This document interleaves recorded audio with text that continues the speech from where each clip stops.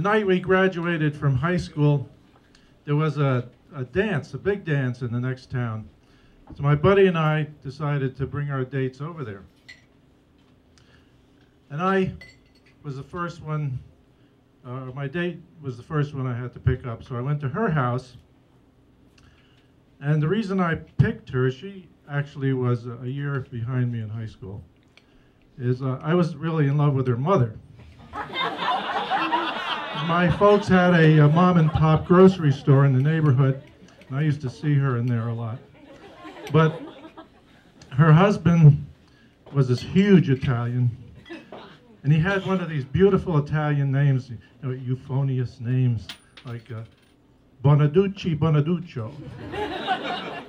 And he was huge, so I decided not to fool around with his wife, because I would have ended up at fish food maybe with concrete slippers at the bottom of the river. I didn't want that. But they thought I was a nice Italian boy, so I could take out their daughter. I went to their house and they opened the door. The daughter came down, and she had a lot of her mother's beauty also. She was just 17, you know what I mean? And she had this robin's egg blue dress on, sequin dress. It wasn't a mermaid dress. It didn't go all the way to the floor. It went to just above the knee. And she had a ballerina figure.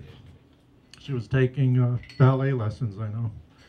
My brother knew her, and he, kind of sarcastically, I think he was a little jealous. He said, "She doesn't have a great figure or nothing." That was my brother. So I said my goodbyes to the family, went to the car, I opened the door for her, she got in. I went around to my side, opened the door, got in. The first awkward pause. We both knew exactly what had happened.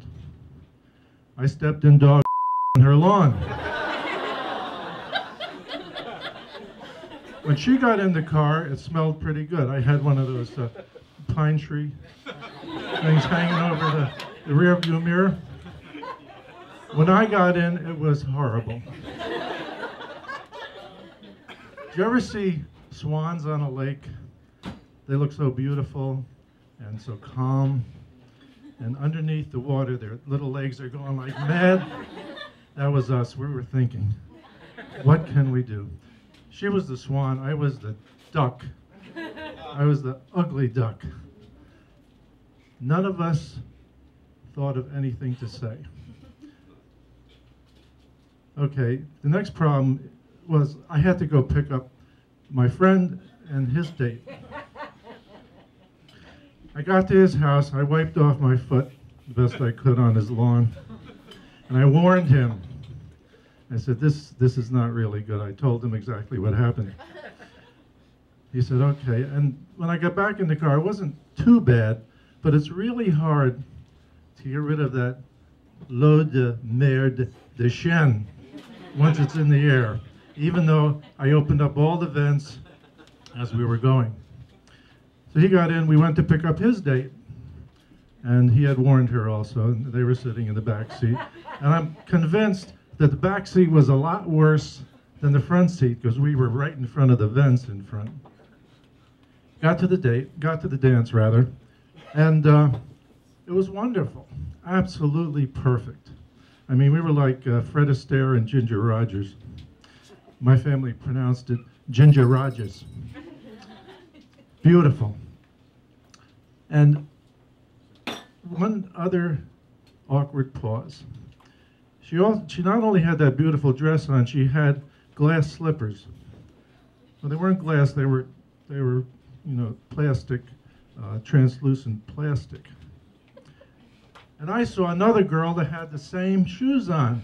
I said, look at that. So she's got the same shoes that you have on. Big awkward pause there. So it turned out, oh, another thing, this was a big band. This was one of the bands, I don't remember the name of the director, but it was like, one of the big bands from way back. And my girlfriend said, every time my back was turned to the band, they were winking at her over my shoulder. I said, boy, if that isn't affirmation for an 18-year-old just out of high school, that is great. Well, my friend's girlfriend, she not only looked pale, she looked green. And I really felt sorry for them in the back seat of this car.